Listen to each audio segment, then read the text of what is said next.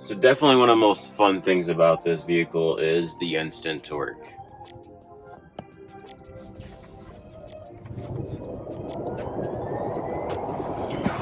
It just grabs you and takes a hold of you, and you're kind of just along for the ride.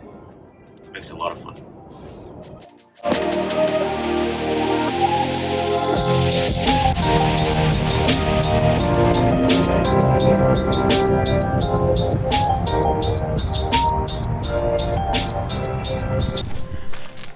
Hey everyone, so I bought a 2022 Tesla Model 3 Performance. I wanted to kind of make this video to go over what was like ordering the vehicle, what delivery day was like, and I've had it for a week now, so I wanted to give you an idea of what it's like to actually drive the Tesla Model 3. So here we go.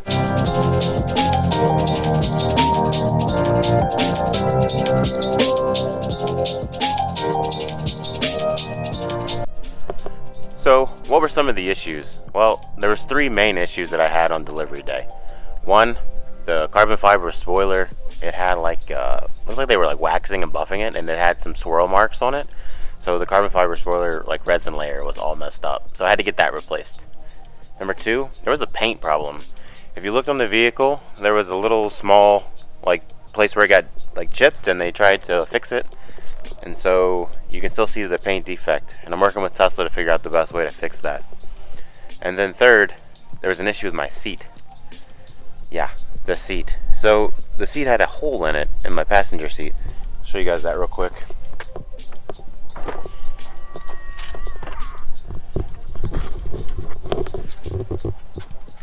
If you take a look right there, you can see how there's a freaking hole in my seat. Right there. So it was just missing a lot of stitching. So what Tesla's gonna have to do is they're gonna have to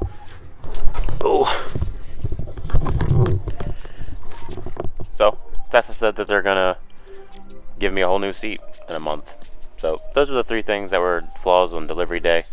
Everything else is in pretty good shape. I would say it was kind of ridiculous that when I got the car, it was super dirty. Like the vehicle had just dirt all over it. The seats were dirty, they had fingerprints. So a lot of similar complaints that other Tesla owners have said was true for mine. We had dust and dirt everywhere. We had stuff on the seats. Like the floorboards were disgusting. Like they had my car at a dealership too. It wasn't like they just dropped it off here. They had my car at a dealership for over 24 hours and they didn't even bother to clean it. So that was kind of frustrating when you pay this much money for a car. So I've had a couple of fast cars in my life. I've had a 2017 Ford Raptor F-150 and I've had a 2019 Corvette Z06. When I compare those to the Tesla Model 3, the Tesla Model 3 hands down is the fastest of the three. Now the 0 to 60 time is roughly the same manufacturer time as like what they say the Corvette Z06 is. But when you're actually out there practicing it, there's just no way.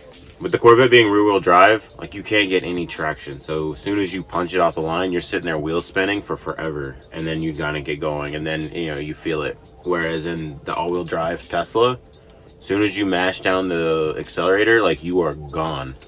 So the Tesla will beat a Corvette off the line easily. I'm not even guessing. I think the Corvette could probably get up to it once you're starting to hit that 75, 80 mile an hour range. That's when your Corvette's gonna like really like, okay, there it is. But how often are you racing people when you're already at 75, 80 miles an hour? So that 80 to 110 pull, like, okay, sure. But most of the time, anytime you're racing someone, it's off the line or you're doing something just at low speeds, getting up to high speeds, and the Tesla will beat a lot of vehicles on the road. Alright, let's go for a drive. Some of the coolest features about this car are literally the minimalist part of it. Like, I love that there's not a whole lot of buttons everywhere. I love that it's all on one screen. It's really super convenient. But buttons, no buttons. Sometimes who cares about buttons? Sometimes you just want to go fast. So that's what we're doing today. We're gonna go fast. Now, I bought this little thing to hold my camera, and it looks like it's shaking all over the place, so hopefully I can get at least some decent footage without it shaking vigorously all freaking day. So definitely one of the most fun things about this vehicle is the instant torque.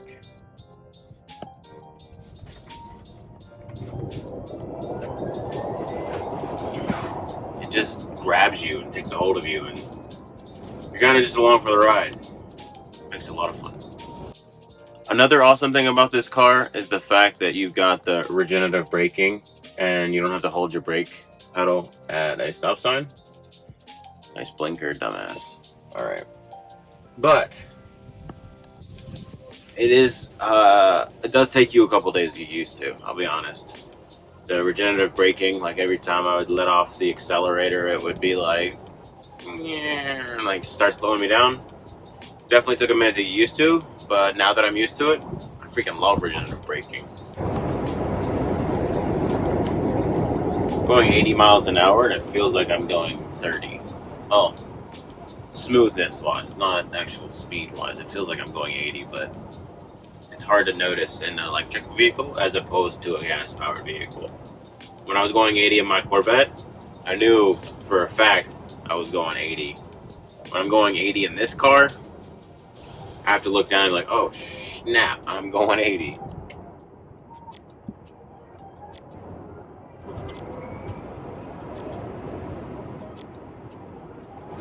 It just never gets old. The instant torque just never gets old. It is just so much fun. I think that's, for those looking to buy a Tesla as opposed to another vehicle, like definitely do it. Like my Corvette cost, I think 90-something thousand, 92, 93,000. I paid 63,000 all in for this, taxes and everything. So for 30,000 less, I get a car with more room, just as much speed, and like the technology and stuff in this is way better than the Corvette. And don't sit there and tell me like the Corvette quality on the inside is something to be like, ooh, it's not.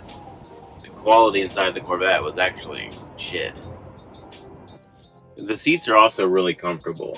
I wish they hugged you a little bit more, but they are like pretty plush and really comfortable. And I don't think like that lumbar support that they took out is a big deal. I've had 3 back surgeries. I feel fine. I drive an hour to work and an hour back. Not a big deal. The seats are comfortable. Some of the other features that are kind of cool about the car are the fact that you don't really know when it's on or off. In a gas-powered vehicle, you start your engine, you hear the engine, it's going. When you get into this car, you literally just push down on a drive stick or you push up, and it's just wild. So that's definitely one of the things you're going to have to get used to, is knowing that when you get in the car, it's basically on, you just got to put it in a gear or whatever. Not even gear, I don't even know what you call it. You put it in its drive mode. There you go. Put it in your drive mode and you're good to go. There's a little lever here, and you'll see up here on the top left of the little monitor, when you press all the way down, I'm now in drive and I can start driving forward. If I push all the way up, I'm now in reverse, I can reverse all the way back. And then if I push in here, I'm back in park. But at no point are you like getting in the vehicle and you like, there's like some magic chime or something that goes off and you're just like, oh, okay, now I can go. So you get in the vehicle and you just push the lever where you want to go. It's kind of cool.